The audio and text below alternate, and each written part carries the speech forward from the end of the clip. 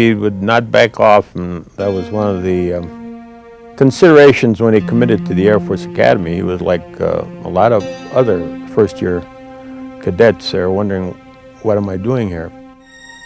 And he was always real active in a lot of things. He was active in Boy Scouts and the Y, and he used to enjoy swimming. He was on the swimming team, but we lived near the lake, and he was always down there at the beach swimming with his friends. And I must say, he's always had great love and respect for his family. Lance and his family were very close. Lance talked about his family all the time. He obviously had a happy childhood and liked his family and was in close touch with his family. And Lance was a family person.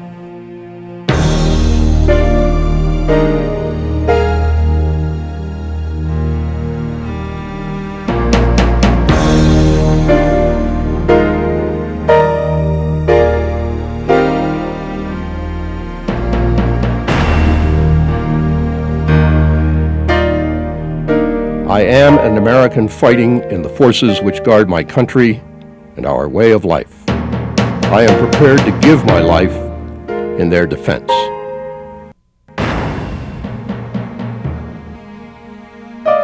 I will never surrender of my own free will.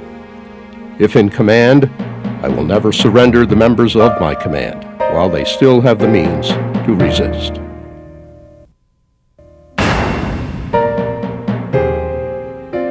If I am captured, I will continue to resist by all means available. I will make every effort to escape and aid others to escape. I will accept neither parole nor special favors from the enemy.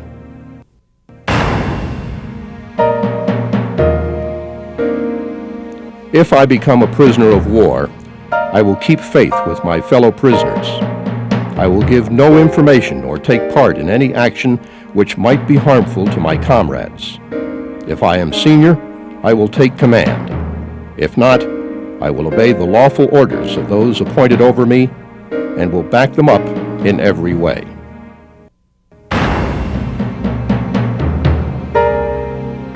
When questioned, should I become a prisoner of war, I am required to give name, rank, service number, and date of birth. I will evade answering further questions to the utmost of my ability. I will make no oral or written statements disloyal to my country and its allies or harmful to their cause.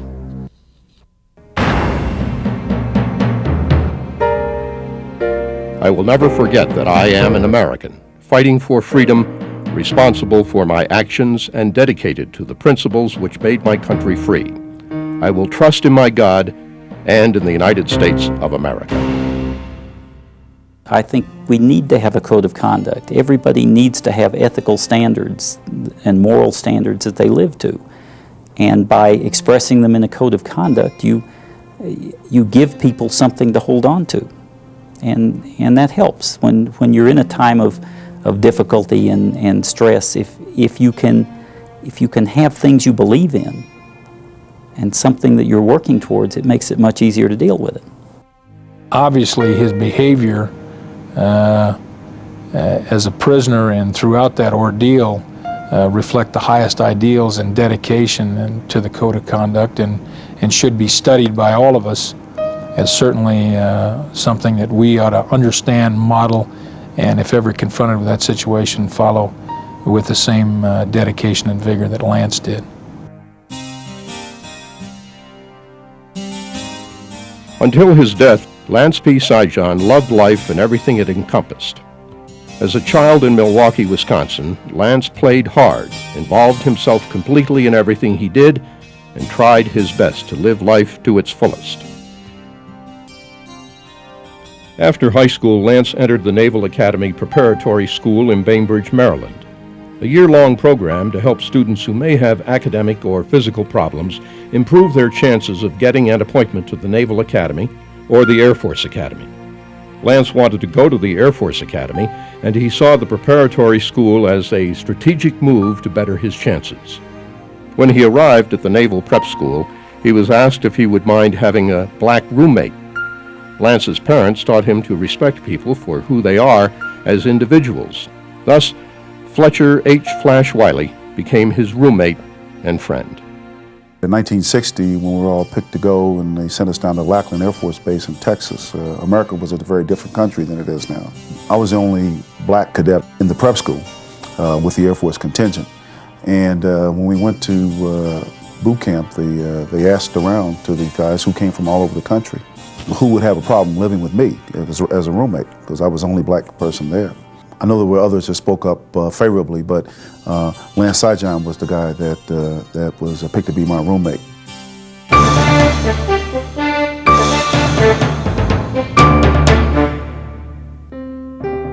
While the Naval Academy Preparatory School was physically and mentally challenging for Lance, he, like all cadets, found the Air Force Academy even more demanding.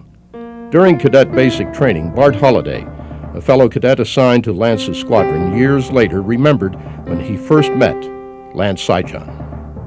I first met Lance during our basic cadet training.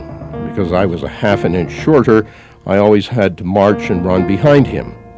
The runs became increasingly exhausting, but by focusing on Lance right in front of me, with his quest for victory in every stride he made, I was able to go on.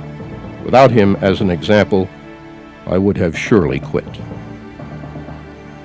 Lance, like many cadets, found academics to be the most difficult part of academy life. He spent countless hours struggling with the books and getting extra help from fellow cadets and instructors when he wasn't playing football. In his sophomore year, Lance told his parents that he was worried about making it. But if you can qualify to get in the Air Force Academy and finish the academic program, you're pretty smart, because there's a lot of other things going on than just academics or athletics. Here you've got the military training program, you've got the squadron problems, you've got your squadron duties, you're trying to be an athlete, and you put all that together and it's called being very busy. So it's a real feather in his cap and the rest of our grads to come in here and graduate, because it's not an easy school.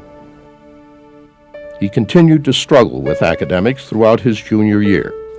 It never seemed to get easier. Then, as a senior, after becoming a member of the varsity football team, one of his goals, Lance quit football.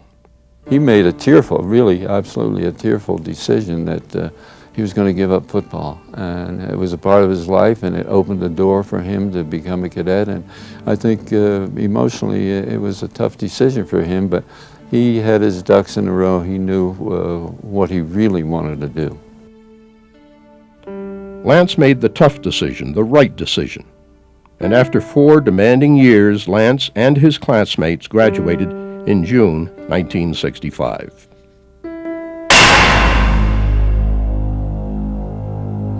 After graduation, Lance got his pilot wings at Laredo Air Force Base, Texas, after completing both T-37 and T-38 flight instruction. He then went to George Air Force Base, California, for upgrade training in the F-4, one of the primary fighter aircraft being used in the Vietnam War.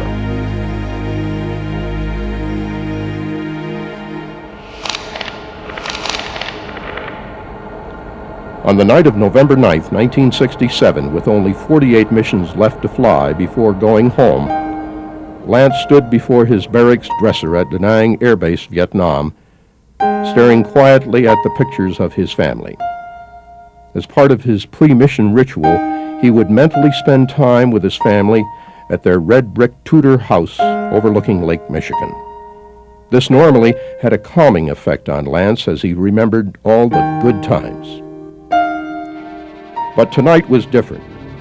As he prepared for his night mission over Laos, Lance was more quiet than usual because yesterday his best friend, Lee Ellis, had been shot down. Tonight, Lance would be flying as a backseater to his squadron commander, Lieutenant Colonel John Armstrong, a West Point graduate and veteran of the Korean War. Beside them flew another F-4 Phantom. Both Phantoms carried 3 750-pound bombs fused to arms 6 seconds after release. But when Lieutenant Colonel Armstrong released the bombs during their attack run, they malfunctioned and exploded almost immediately, filling the cockpit with a blinding flash of light. Instinctively, Lance pulled the ejection handle and was blown clear of the damaged aircraft. As he passed through the thick jungle canopy, his helmet, parachute, and auxiliary survival pack were ripped away. On November 11th, a day and a half after Lance was downed, two F-4Ds were heading for their targets north of Hanoi when they heard a Mayday beeper coming from the jungle below. The beeper's transmitter was asked to identify himself.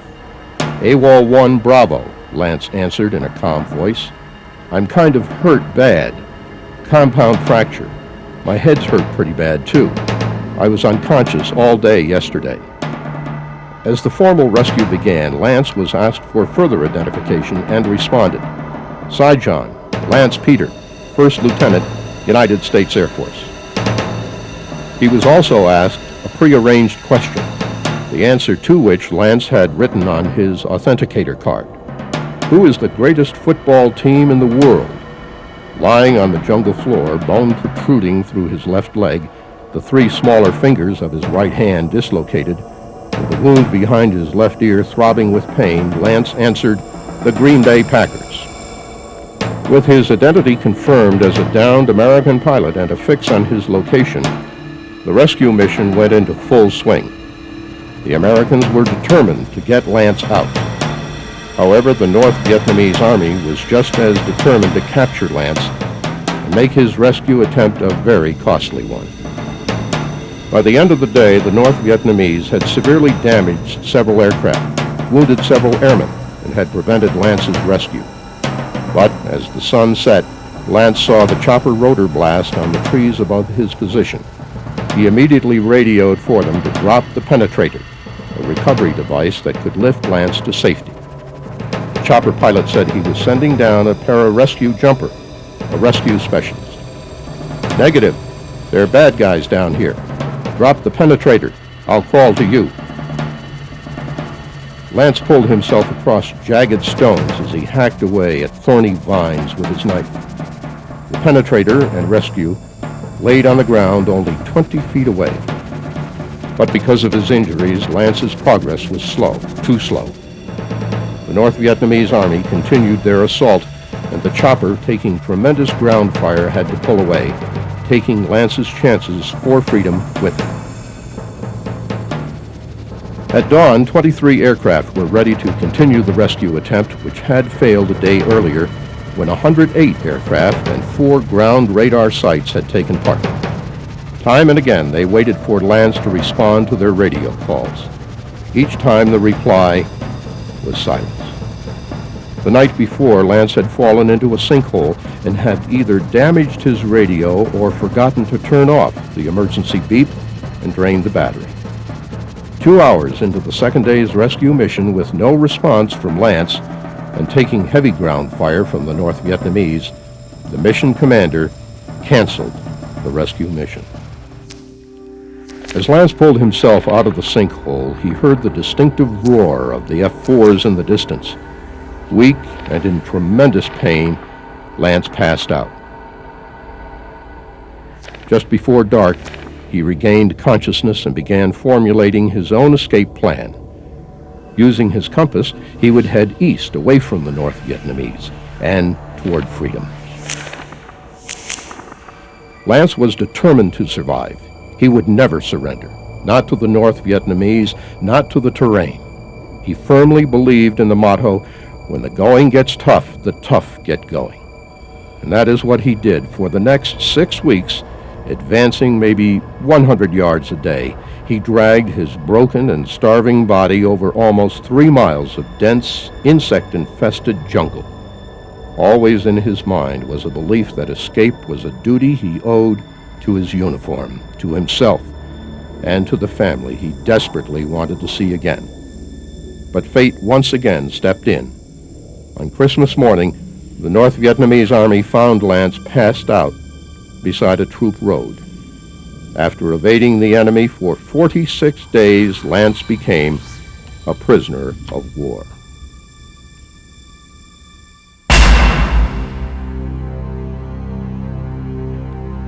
Prisoners of war in Vietnam had few rights. North Vietnam had signed the Geneva Convention, but they did not believe it applied to this particular conflict, since neither side had declared war. Rather, North Vietnam considered any airman shot down an air pirate and treated them as such. Captain Guy Gruters and Major Bob Craner, shot down in their forward air control plane, had been clubbed and trussed with their arms tightly tied behind them, elbows touching, in unbelievable pain. A favorite trick of the North Vietnamese Army. Gruters now sat bent over on the straw and mud floor of his cell, bound in leg irons and cuffs, at the bamboo prison north of Vien. He screamed at his captors to stop pounding the hell out of the new guy in a cell 9 feet away. But the clubs continued to strike flesh and bone, producing piercing screams of pain. Gruters heard the voice of the North Vietnamese officer known as the Rodent ask, "Name of base commander." A weak but defiant Lance Sijan said, "I'm not going to tell you anything, it's against the code." The interrogation went on for hours, and screams filled Lance's cell as they continued to beat him mercilessly. The next morning, Gruters and Craner were ordered to take the prisoner to the latrine and clean him up. On the straw floor in front of them lay Lance, infested with vermin, his entire body covered with welts from his beatings. Lance looked up at the two men and asked, "Aren't you Guy Gruters?" Staring questionably at the almost unidentifiable mass of flesh before him, Gruters said, "Yeah, who are you?" "Lance Sijan," he answered. Gruters immediately identified Lance. They had been in the 21st Squadron together at the Academy and had both been members of the skydiving team. As Gruters and Craner cared for Lance, he wanted to know, "How secure is this place, and what are the chances of getting out of here?" Inside this badly beaten body, Sijan's spirit was undaunted. Gruters later found out that Lance was captured on Christmas Day, 1967, and was given food and put under observation. Even in his weakened condition, his desire to abide by the code of conduct was stronger than his pain. He overpowered his guard and escaped into the jungle, only to be recaptured a few hours later.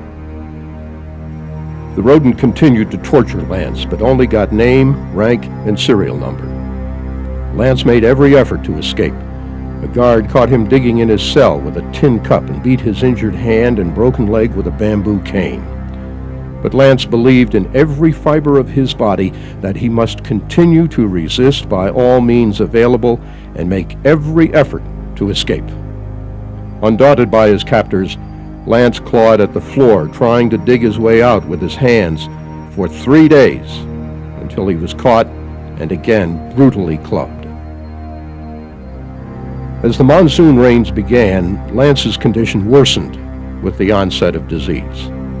Just before his death, Sijan, Gruters, and Craner were transferred to the Hanoi Hilton prison camp. Still, Lance's spirit was unconquerable as he tried to lure a guard into his Hanoi cell in an attempt to overpower him and escape. Prior to his death, Lance could barely mouth his words and used signals to say he was okay. On the 8th day after being transferred to the Hanoi Hilton, Lance's eyes flashed with comprehension as the guards lifted him onto a pallet to take him to the hospital. He knew they were taking him away to die. Gathering all his strength, he yelled out in a loud, clear voice, "Dad, help me! Dad, I need you."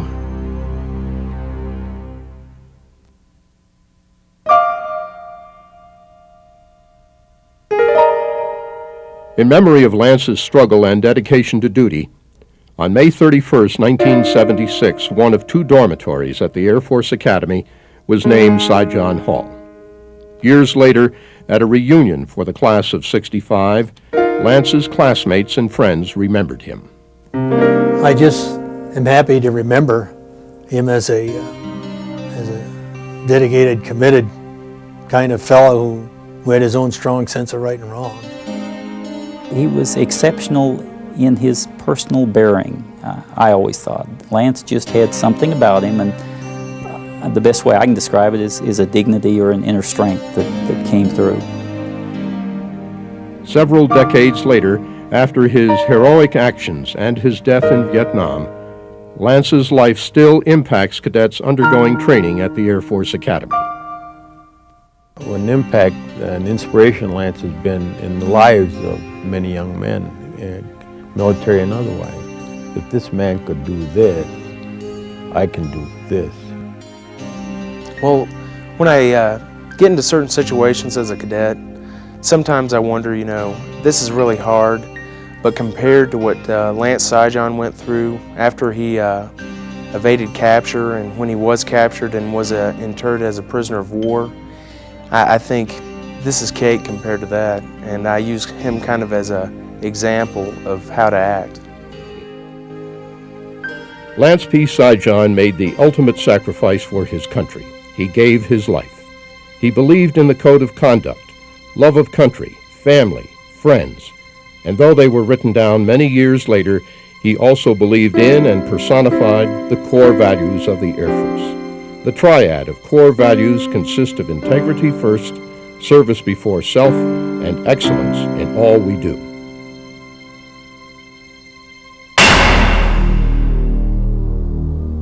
I think the most important thing that my class and most of us got out of the academy was the honor code and the belief in integrity. We had a relationship when we were at the academy, and ever since that we have absolute trust in each other.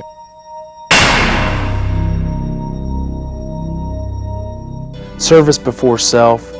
He lived for his other fellow prisoners of war. He was trying to escape and help them to escape, even at risk to his own life.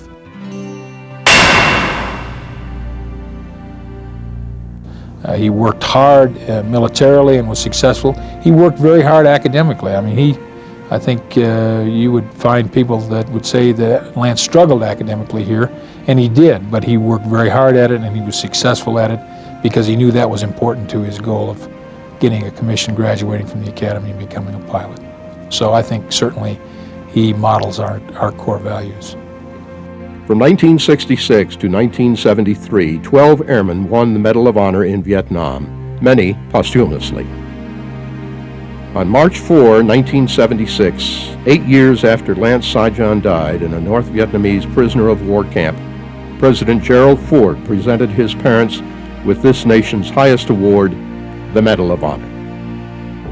The President of the United States of America, authorized by Act of Congress March 3, 1863, has awarded in the name of the Congress the Medal of Honor posthumously to Captain Lance P. Sijan, United States Air Force.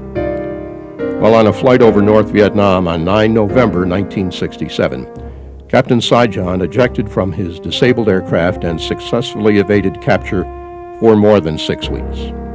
During this time, he was seriously injured and suffered from shock and extreme weight loss due to lack of food. After being captured by North Vietnamese soldiers, Captain Sijan was taken to a holding point for subsequent transfer to a prisoner of war camp. In his emaciated and crippled condition, he overpowered one of his guards and crawled into the jungle, only to be recaptured after several hours. He was then transferred to another prison camp where he was kept in solitary confinement and interrogated at length.